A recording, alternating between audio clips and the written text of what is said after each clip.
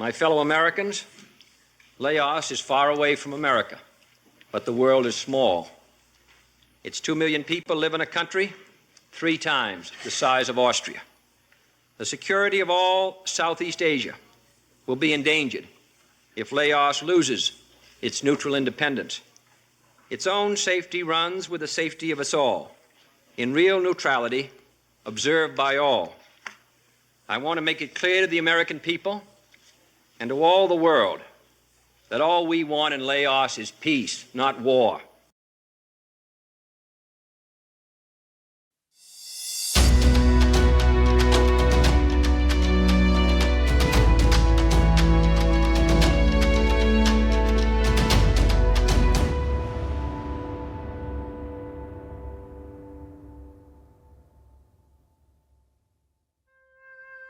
My father was part of the heavy artillery unit. I actually stayed with him in his foxhole overlooking Long Tieng. When the communists infiltrated Long Tieng, he was out there firing his 105 and 155 guns. So I was out there with my father, and I'll be in the foxhole. So all I could hear was, all these constant bombardment, these cannons going off and rockets flying. During that time, at night, they would fire flares. And these flares, there'll be a little parachute that would glide it down. I mean, that's why it came down really slow.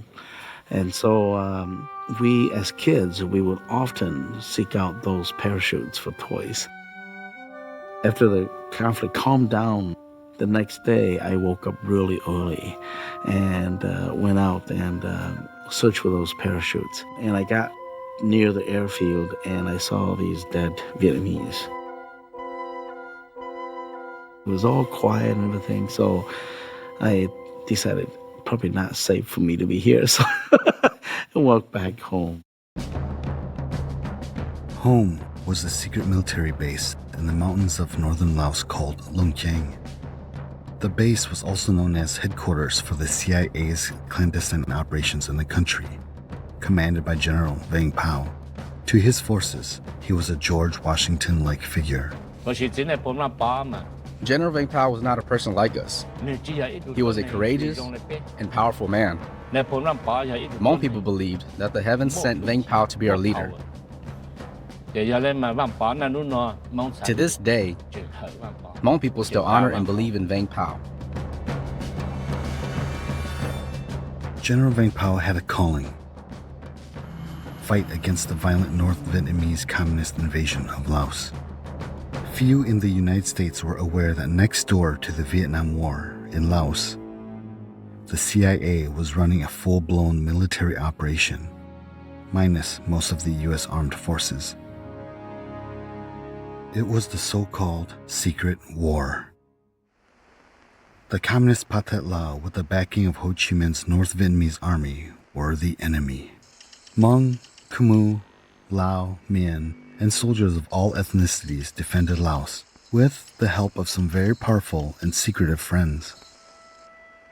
The war was run by the CIA and the State Department. So the State Department and the CIA are not part of the Department of Defense. The Secret War became a model for future war operations carried out by the CIA. The clandestine war in Laos killed tens of thousands of Laos citizens. Among the hardest hit were the Hmong of northern Laos. Tens of thousands died in the war. Even more lost their lives escaping to freedom after the war. While the Vietnam War was televised nightly, the Secret War lingered in the shadows. They are left at a village deep in enemy territory. The reason Laos was important was during that time, there was the Red Scare, right? So basically, fear communism. Communism gonna dominate Southeast Asia. We already have China there, and so you have North Vietnam. Now it's a communist state, and so if the country of Laos falls, then the rest of that region would fall to communism. It would turn red. So it's the domino theory, right? So if one domino falls, the rest of them would fall. U.S. President Dwight D. Eisenhower was particularly concerned that if Laos fell, it would be a gateway to India, a communist domination of an entire hemisphere. After the Geneva Conference in 1954, no one was supposed to be in Laos. North Vietnamese was using Laos as a staging area to resupply, and Laos was supposed to be neutral. No one is to touch the country of Laos. In the end, neutralism was impossible. The efforts of a communist-dominated group to destroy this neutrality never ceased. In the last half of 1960, a series of sudden maneuvers occurred, and the communists and their supporters turned to a new and greatly intensified military effort to take over. And so the United States basically said, okay, so if North Vietnam's going to play this game, we can do the same thing. And instead of using our own troops, right, that we can use the indigenous people. And that's why Colonel Belair was sent over to train the Hmong people to fight as surrogate soldiers of the American armed forces, because they couldn't be there. Military forces can't be there, but they send CIA advisors. Colonel Belair was, at that period of time, the CIA agent in Southeast Asia. And when Belair got to Laos, the first person that he sought was General Vang Pao. Colonel Belair came to ask him,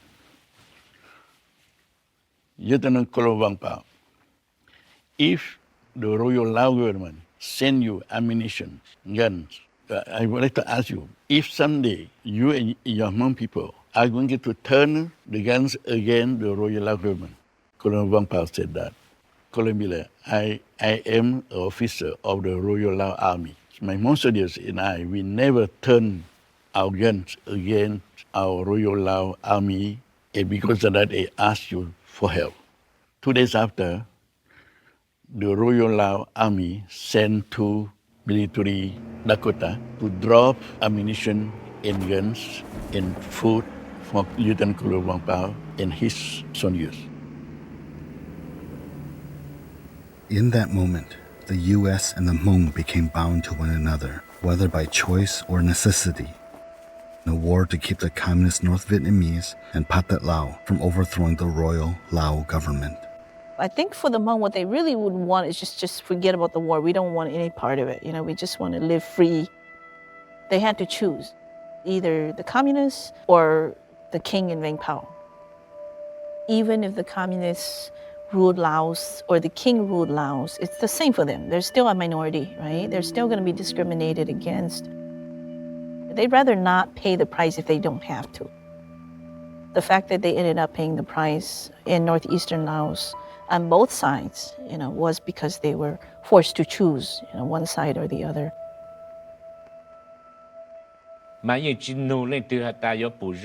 Nobody questioned whether it was a good or bad idea.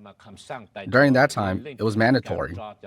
If you didn't let your family members, men and sons, get recruited, there were consequences. The training team comes with Vang Pao. If we became soldiers, then we would have shoes, clothes, and hats to wear, and receive monthly wages. We became soldiers so that we wouldn't be poor. During that time, I was still a young boy and only able to babysit children. I was probably 10 or 11 years old. After I finished high school, I wanted to go to Vientiane to learn English, to become a teacher, and to teach the Hmong children in the villages. But because of this war, I had to let the dream go and became a soldier. CIA operatives like Jerry Daniels worked hand in glove with General Vang Pao. General Vang Pao was Hmong, an ethnic group much persecuted by the dominant culture.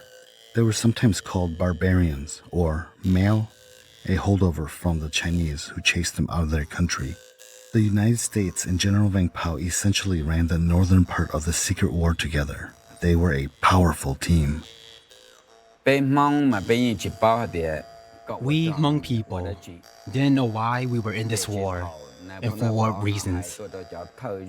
General Vang Pao sent word to the village heads to recruit soldiers. When we got to Padang for training, they taught us how to use knives and guns and told us that we were going to fight in the war. There were two goals. One goal was to protect the country from the Pathet Lao. The second goal was to help the Americans, but we didn't know why we were helping them. The 57mm recoilless rifle is the ideal The weapon. Hmong soldiers were trained in guerrilla tactics by Americans and Thai specialists. They were called Special Guerrilla Units, or SGUs. So the SGUs are the toughest, the ones who die first, the ones who have to go, like the Marines, right? Like the American Marines that we always send first. In South Vietnam, the U.S. fought conventional war tactics, and then the communists fought guerrilla tactics against the U.S. In Laos, it's completely opposite. The communists had the conventional war tactics, and then the Hmong used guerrilla tactics against them. Soldiers were desperately needed, so training was a hurried affair. On the third day, we learned how to shoot the 60 and 81 and throw grenades. We learned the basic training for 3 days and then went to war. On the ground, the People's Army of North Vietnam, the Communists, were known for their unrelenting fighting style. When one soldier fell, others behind him kept coming. The SGUs responded in kind. Battles were fierce. Brutal injuries were common. We were sent to a Phuket mountain.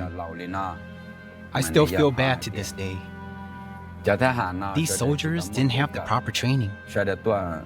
They were only here to try to make a living, and they were sent to battle.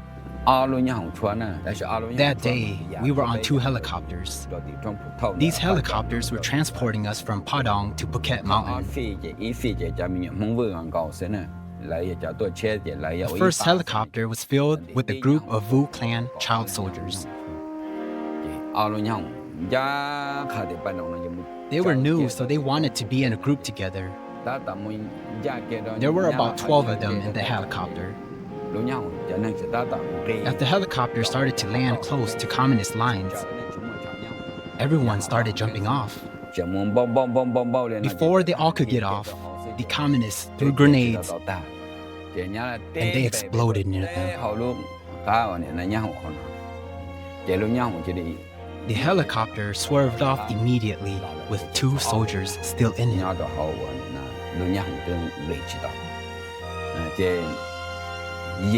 There were 8 child soldiers that died there. I still feel bad. They must have thought that they were safe because they were fighting together. But they all died.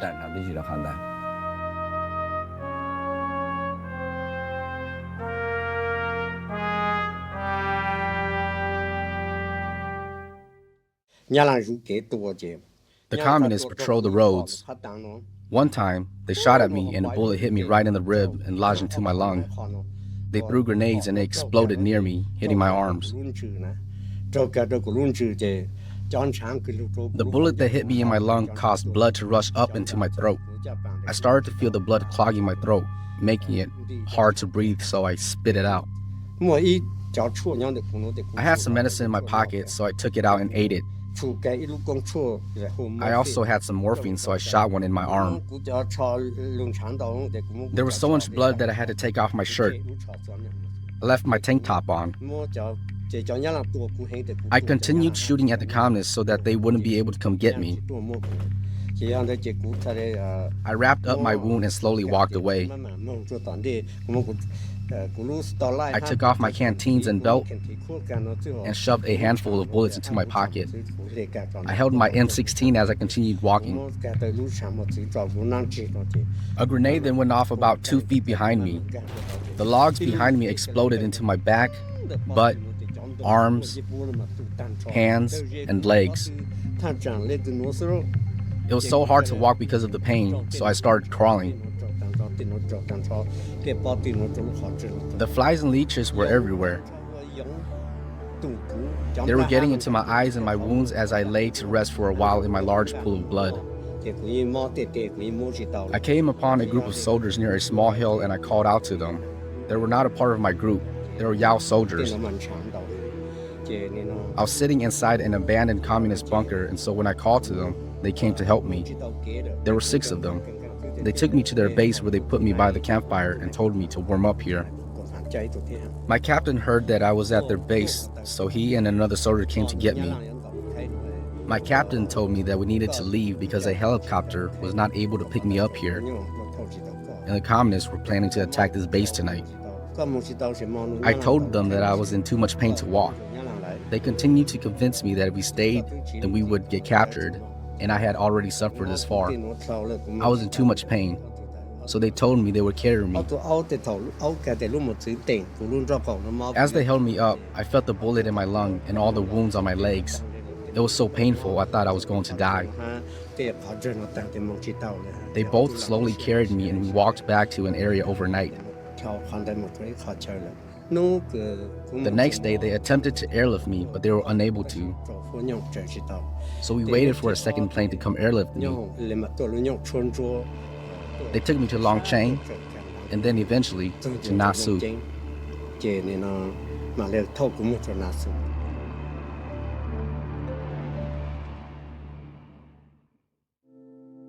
As in all wars, witnessing death pained the soul.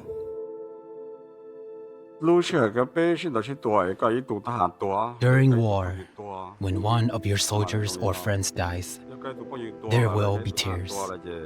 But you think that it's him and it's not me. If you get hurt, you wonder, why me? Will my family see me again? You think about this all the time.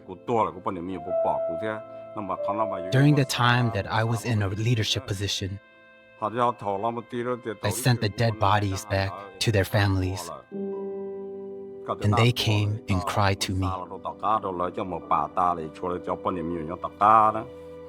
They'd come and cry to me, and I didn't know what to do.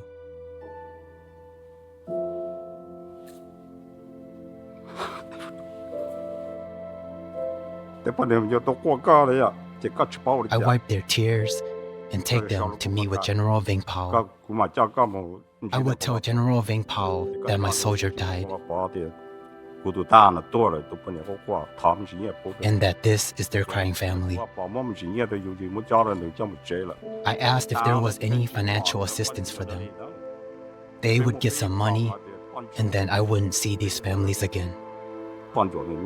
We had a group of widows. We would put their family name in this group, and there was someone that took care of their needs.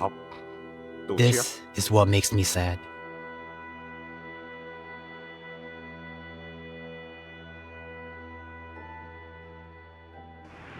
While the special guerrilla units were in the midst of unforgiving hand-to-hand combat, air support and aerial assaults piled up more damage against the North Vietnamese and Pathet Lao. The Royal Lao Army supplied pilots, while the Americans supplied flight training and the T-28 planes used in battle.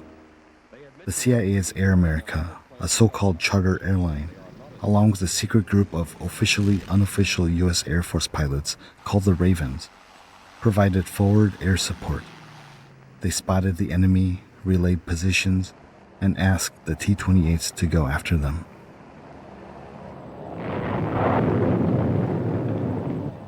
Radar and satellite tracking were crucial to air operations. Only in recent years has the U.S. acknowledged an isolated installation called Lima Site 85. To the Hmong who called the area home, it was Pupati. Lima Site 85 was run by the U.S. Air Force, the only place in Laos where Air Force personnel are publicly known to have served during the Secret War. More than half of all bombing operations against North Vietnam were guided by Lima Site 85. The small group of U.S. airmen and the Hmong soldiers who guarded the site were of tremendous importance to both the Vietnam War and the Secret War. You know what the hell, how the Vietnamese soldier do? At night only, they go over there and cut the throat of the American, the soldier or the officer American, all together over there. Yeah, Hmong too. All the soldiers over there, up there.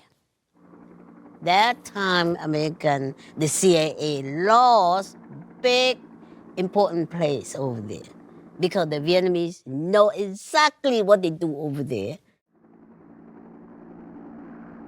During the war, most Hmong women were charged with the hard physical labor of keeping their family farms up and running, raising their children, and supplementing the family income in whatever way they could. She had a little stall where she sold vegetables and things like that. And so my mother's stall was right by the airport. So every time the planes come in, you would see all these dust rising, planes landing, taking off constantly all day long and never stop. A much smaller number of Hmong women worked away from home. Chua Tao was the first Hmong nurse trained as a medic to care for the wounded. One night we're at the site, 72 is a small airport, and the American wrong the B-52, bombed by mistake in Long Tieng, and they brought 270 casualties to the hospital that night. No doctor there. Everybody go Vientiane. Only me and another Lao medic. So I told him that, hey, you and me, we had to run for 270 to check. Hey, are you alert? Hey, are you bleeding? Are you leg or arm blocking? We work very hard. And like I told General Vang Pao, I say, you better be nice to us. And one time he hit his finger. They tried to kill him on the back. They hit this finger because in Lao custom, or Lao belief, or Hmong belief that he had good protection with him. He yelling when the nurse is washing his tiny finger.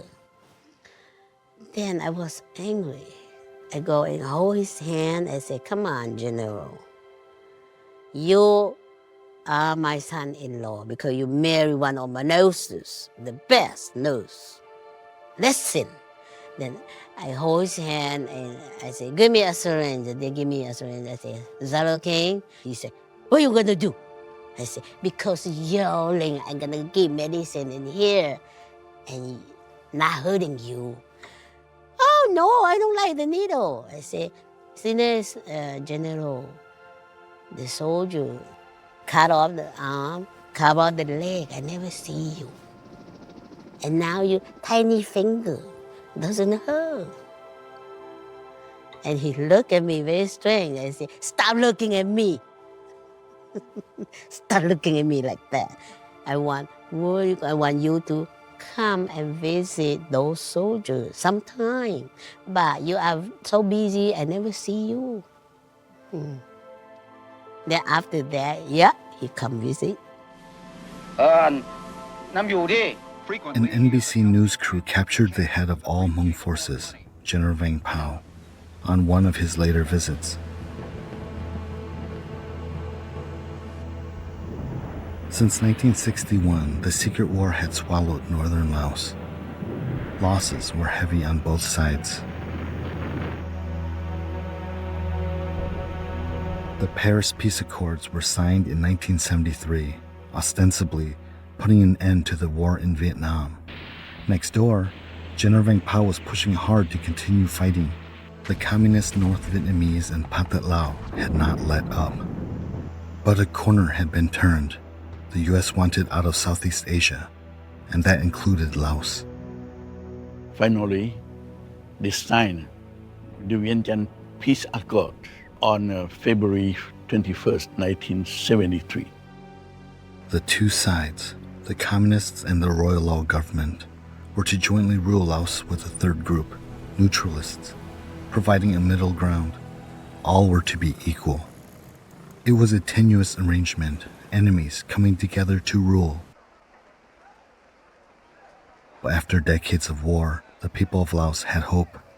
They created a representative Congress called the National Political Consultative Council. The leaders of the three parties were meeting regularly.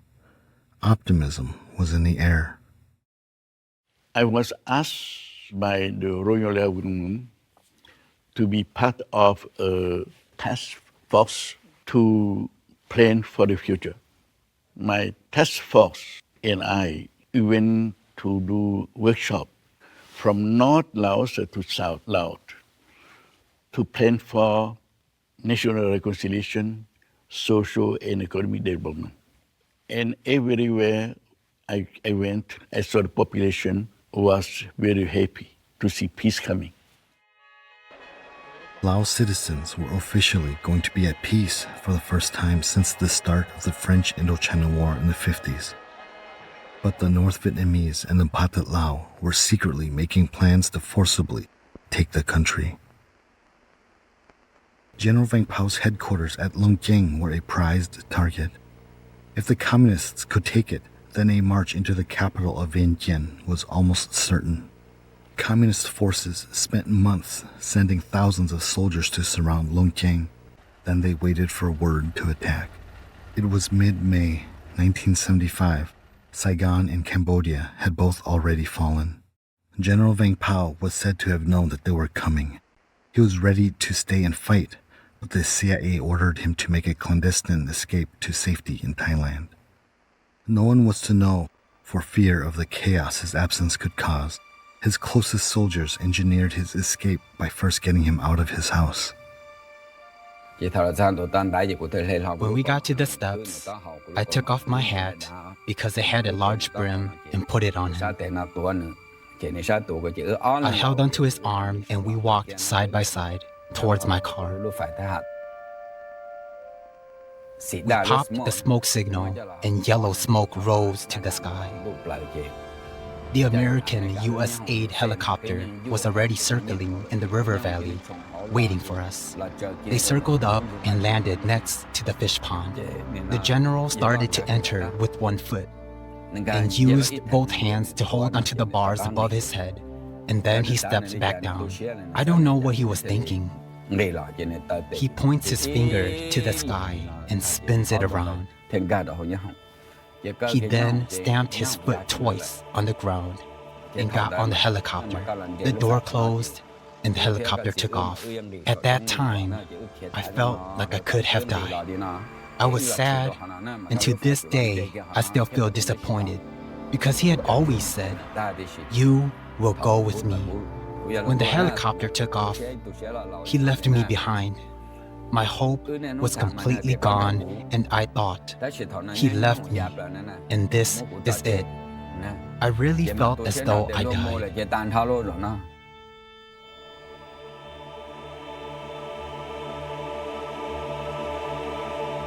While General Vang Pao's escape was meant to be secret, word got out. Those who could made their way to Long Tieng in hopes of getting a flight to safety too. Grandparents, cousins, aunts, and uncles were gathered together to make the trek through the mountains to Long Tieng. It was very chaotic during that time. And when we got there, it was several thousand people were all waiting there. And then soon, the plane started to come. And then it landed, and then people were just like...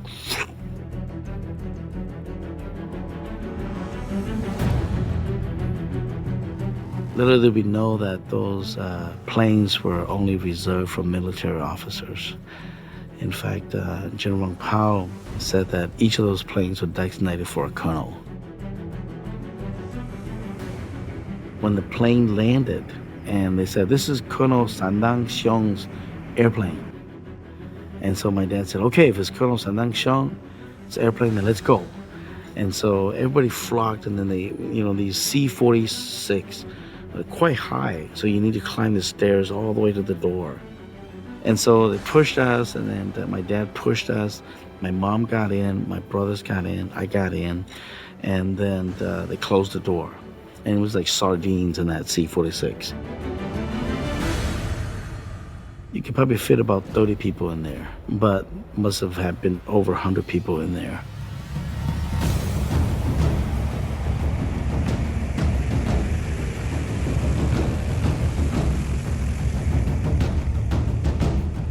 When we arrived in Nampong, we got out and looked around, and where's my dad, where's my brother, where's my grandma, grandpa, and aunts and uncle. We looked around and didn't see them. And I remember waiting at the airport with my mom to see when the next plane's gonna land and whether my dad and my grandma and grandpa was gonna step off. So waited until like 9 o'clock or so, and the C-130 came. And the C-130 landed, and my dad and grandma and grandpa came out. The communist forces took over Long Tieng on May 15, 1975, and seized power in the capital of Vientiane just 3 months later. As one war ended for the Hmong, another began. This one was a fight to get out of the country and then onto France, America, Australia, or whichever country would take the refugees.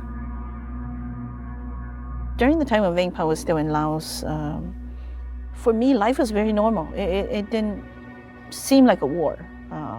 What seemed like a war was afterwards. Only a fraction of those who wanted to escape were able to get out. The rest had to stay and plot other ways to leave the country, for they were in danger. The communists had declared that the Hmong were to be hunted and killed because they worked for the much-hated United States. If they surrendered and cooperated, they would be sent to seminar or re-education camps. Indoctrination, torture, deprivation, food deprivation, especially where you're giving, just very minimal rice and water, called in daily to be beaten, psychologically tortured, where they would pull the gun to your head, like Russian roulette type of things, and you never know when the bullet is going to hit you, and if you survive it, then they take you back to your barracks, and the next day it starts over. Rather than surrender, entire multi-generational families spent years hiding where they knew best, in the dense mountain forest or in remote villages on the highest mountaintops, like Pumbea. Always on the move, alert for the next phalanx of communist soldiers. My father had already anticipated, the attack because he had military experience. So every night we would go sleep in our field houses rather than stay in the village, because he knew that they were going to attack the village at any moment.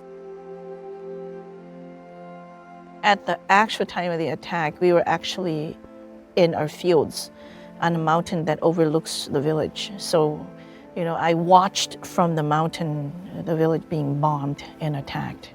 And all the villagers, some of them killed, others scattered. After that, we just ran from our field houses, up to Pumbea, like run further up. I ran out of food, just like eating roots and whatever we could find in the jungle. And then the communists just kept coming, just kept attacking us as we're running. We went around the mountain twice. All the men left because they felt that if they stayed and they were captured, they would definitely be killed. And then they told the women to go surrender. So we came back to our village and then we surrendered to the communists. So after that, we lived with the communists for a whole year. Surviving in communist villages meant wrenching choices. The Her family, Mom, Ku Yang, and Dad, Sia Ying, were perilously close to not having their daughter Sia make it to America. During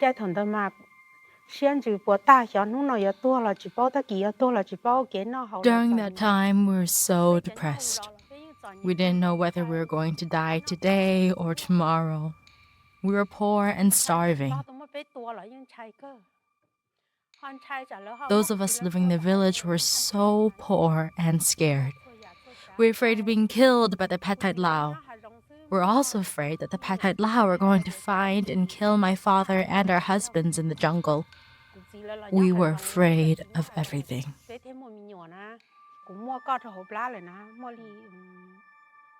During that time, my sister-in-law was pregnant, I was pregnant, and my cousin was pregnant.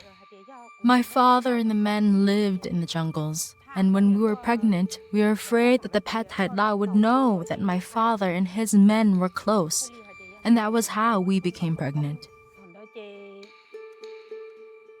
I was pregnant with you for about 2 months. Everyone started telling me that I should find some medicine to abort you. They said that we might have trouble with the Pathet Lao, so I decided to find some medicine to abort you. We're all afraid that the Pathet Lao would investigate and cause trouble for us. So that's why we decided to abort. My sister-in-law and cousin changed their minds and decided not to. They decided that they were willing to take a risk, regardless of what the Pathet Lao would do. But I decided that I would still abort. I knew that your mom was pregnant with you, but we were afraid that the communists were going to cause problems for your mom. So I also agreed to finding medicine to abort. I sought out people who were known to have medicine that aborts babies. They guaranteed that it would work. They gave me their best medicine, but for some reason, it didn't work. I gave birth to Sia in December. Back then, we gave birth in the jungles. When I gave birth to Sia, I knew that I drank too much of the medicine. Sia was black and blue when she was born. As I continued to care for her and raise her, she got older. The black and blue colors slowly went away, and she continued to get bigger without any problems.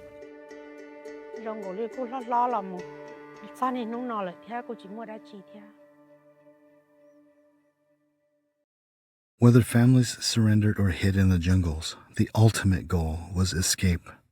Groups of people and sometimes entire villages crept through the forests, evading the enemy on their way out of the mountains to the lowland riverbanks of the Mekong River. Avoiding towns and roads, going through the jungle, literally hacking the jungle, with knives, and then women and children falling behind. And eventually we did hit the Mekong. On the other shore, miles away, was Thailand and freedom from certain death. My father said the trip to the Mekong, for me, it was just like, one suffering after another. I don't have memory of how many days, but my father said it actually took us 28 days because we got lost twice, We got lost twice. First, we ran into a pack of elephants, and some people were attacked and wounded, and then our guides left us behind. Next, we ran into a military fort. The people in front were attacked. A lot of people was killed. The next big obstacle was, how do we cross it? Of course, there's no boats. We have no idea where we were along the Mekong. The river was also patrolled by the Pathet Lao soldiers like these who were interviewed for a documentary by the French television channel TF1. Si les Méos traversent le Mékong, est-ce que vous les arrêtez ou est-ce que vous tirez sur eux?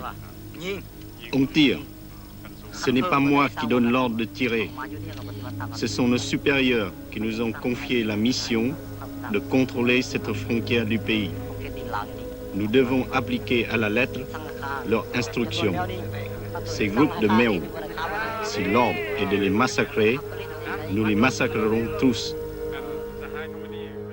The Pathet Lao weren't the only threat. Many Hmong did not know how to swim, and with a fast-moving river as wide as 2 miles, many people drowned. So my father said, okay, chop down as much bamboo as we can carry, come back, use that, as floats. Years later, people made story cloths, or pandao, to process their experiences. Put 2 poles, in triangle like this, and then fit another pole, and it fits right under your armpit. And then you put another pole right behind it, and you get in there and tie in. And then they strung the bamboos together, so one family would be floating together. We waited until nightfall, and then we just plunge right into the river and swim, literally swim for your life. Even tiny things like crying babies were a mortal danger. Silence meant survival. It was 1979 in March. We had our third child, who was a little girl. We were about to escape to Thailand. As we got closer to the Mekong River, everyone in our group agreed that we would be unhappy with anyone who had a crying child, which would have given away our location and gotten us killed. We didn't give opium to the older two. We gave opium to our youngest one, who was about 16 days old. After we gave her some liquid opium, she became unconscious as if she died. After we crossed the river to Thailand, she did wake up. So we continued to heal her and cure her with medicine. Not everyone was lucky. Children and the elders were especially vulnerable. When we crossed the Mekong, my dad actually put me with two other relatives of ours. So I was actually separated from my family, and I got to Thailand, I was actually alone. My biggest fear was that my parents would die, right? They would be shot, especially my dad. And now they're really gone. So I was just thinking like, oh my God, I could be an orphan. And somehow I knew that there was a Ban Vinai, and my parents had told me that I had an aunt there. So then I was thinking like, wow, I may have to go to Ban Vinai and find my aunt. Thai soldiers and aid workers patrolled the Mekong in order to collect those who made it across. Over 50,000 Hmong were estimated to have died trying to get into Thailand, more than were killed during the war. French television's TF1 documentary crew happened upon some Hmong refugees as they first stepped foot into Thailand. Survivors were taken to temporary camps to wait for permanent placement in a refugee camp. There'll be loads and loads of buses that would keep coming, and I was just sitting there looking at the people that, disembarked from the bus and thinking, where's my mom? Where's my dad? And every bus that came, I didn't see them. And then finally I saw my mom came out. And I remember the relief, and I just ran toward her and I was just crying, and my mom was crying too because she thought I had died, There were 29 refugee camps scattered across Thailand, with the northern ones home to most of the Hmong refugees. Minnesota was one of the states that Hmong refugees sought out. Local TV station WCCO sent a crew to document Ban Vinai, the largest of the Hmong refugee camps.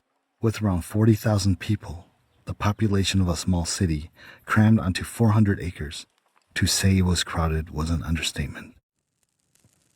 Each family was assigned a tiny living space with virtually no privacy. There were many people living here. There were the educated, wealthy, and poor people here. There were also the good, the bad, and enemies. We all lived here together. We lived in poor conditions, no bathrooms and bad hygiene. If you needed to poop or pee, you would have to dig holes for yourself. Water was not good to drink. These were some things that everyone struggled heavily with. Living here, there was a lot of illness and death. Everyone was faced with death and loss. The path that we took to bury the dead, there was not one day where we didn't carry the dead to be buried.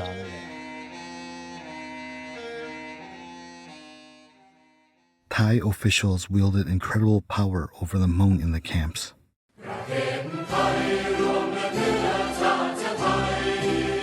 In the mornings, they would blare the Thai national anthem, and on the radio, and you're supposed to stand at attention with your hand, of course, over your heart. And Hmong people, they don't have that kind of practice. They never saluted, They had a rule where if you move while the national anthem is being played, whether you are a child or an adult, they would either hit you or they could put you in jail for a period of 24 hours. And I remember probably one time I moved.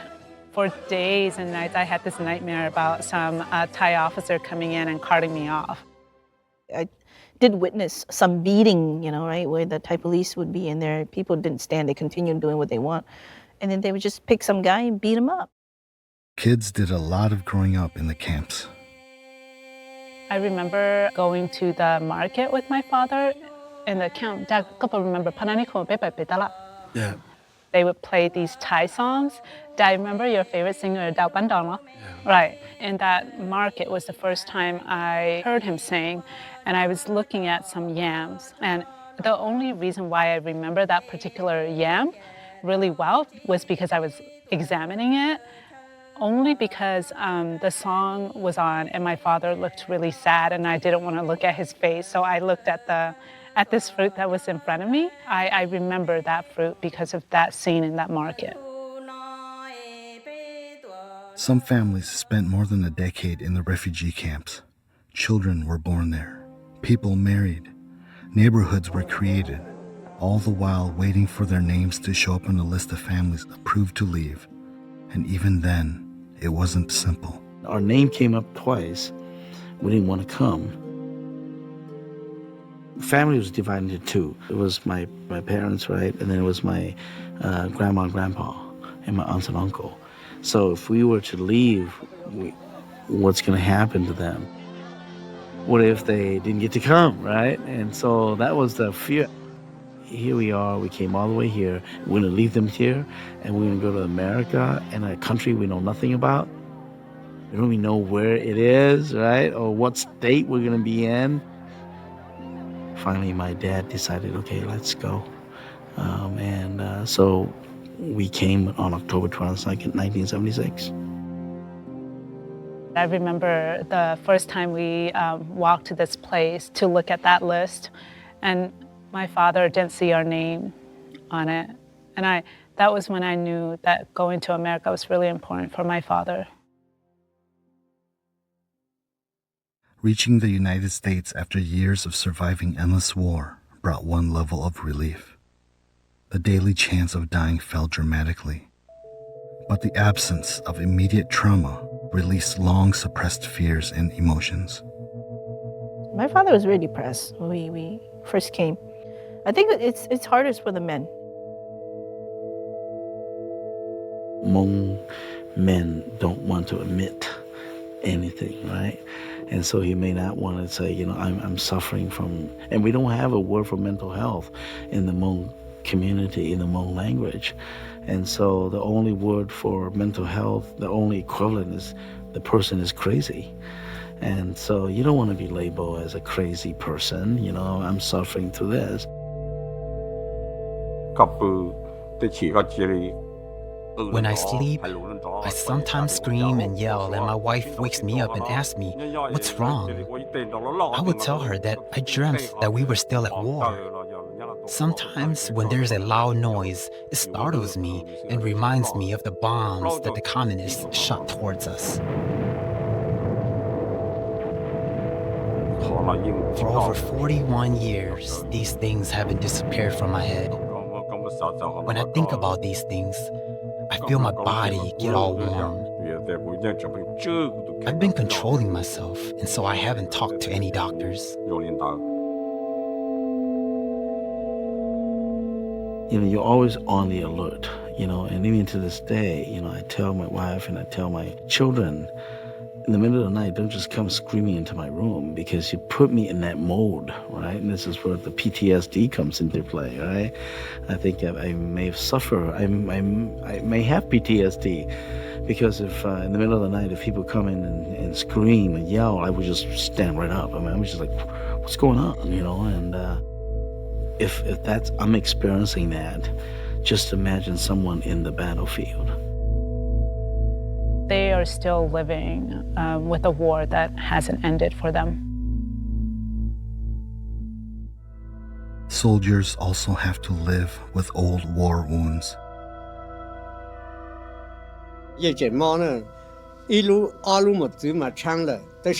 My wounds still hurt. 2 bullets have gone through my body, but the one that hit my rib is still lodged in my lung. All the shrapnel in my body is still painful when I work, so I can't do a lot of hard work. I wanted them to take the bullet out of my lung. The doctor said it was 50-50. If the bullet was in my body for this long and hasn't killed me, and surgery might kill me 50-50, then I would prefer not to do it.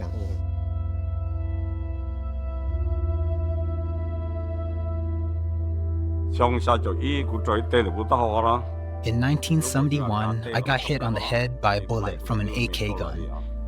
It cut a piece of my brain. Right now, on this side of my head, it feels numb. My memory is not that great anymore. So if you are learning something, you don't remember it after a while. Talking like this is fine, but when we talk about learning something, you sometimes forget.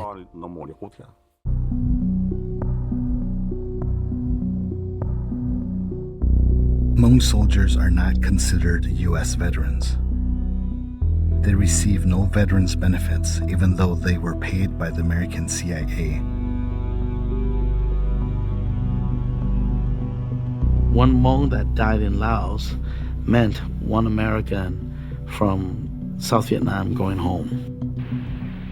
Because we prevented the North Vietnamese army from going into South Vietnam to massacre the Americans down there.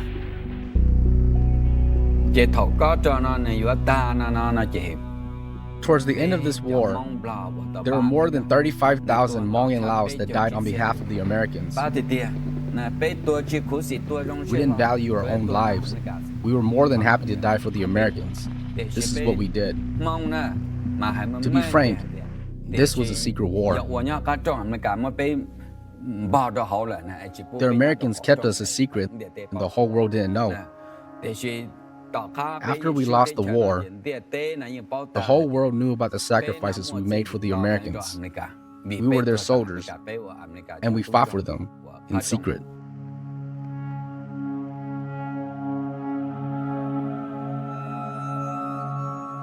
What's difficult is that the Hmong did not officially serve. When you look at the conditions, right? Did you serve officially as an American, GI, right? No. And so it was through the CIA, which is not a military, it's not a military branch. Many of the veterans have been fighting since the 80s to obtain veterans benefits.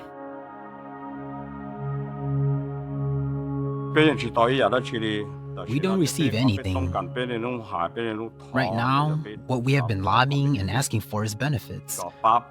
We want benefits to help with health care. Whatever the American Vietnam veterans get in benefits, we would like the same. We also want burials for our dying soldiers.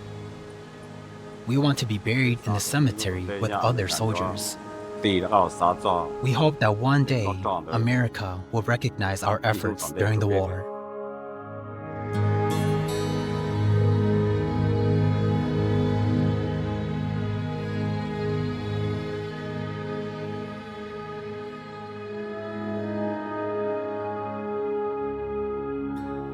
They say that we are Hmong soldiers, but we really are U.S. soldiers. We want the SGU soldiers to be happy when their sacrifices are recognized by America and that they are actual soldiers. We don't want to be looked at as crazy, that we just wanted to be soldiers, but we really wanted to help out the Americans.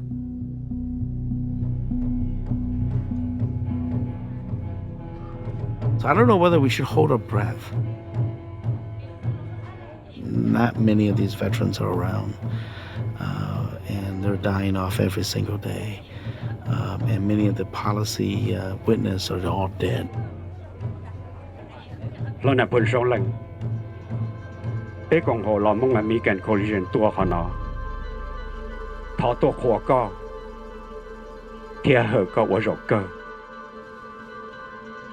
I don't know why it's so difficult, why we're caught up in this bureaucratic paperwork. do the morally right thing, I think. There's got to be this moral thing where, what, we can look at, okay, fine, we know you served, we know you did this. It's no longer a secret war. The CIA declassified lots of these documents where the president say, recruit more Hmong people. Even Ambassador Sullivan, basically said, we funded these people. We shipped them the supplies. We fed them. We clothed them. They are all people. This is from the ambassador that ran the war. What more do you need? And they get caught up in this bureaucratic paperwork.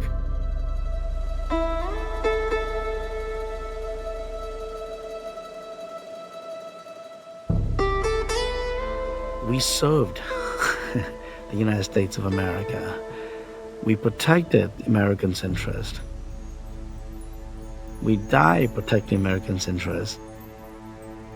Why the feet dragging and the closed lips? This is 41 years later.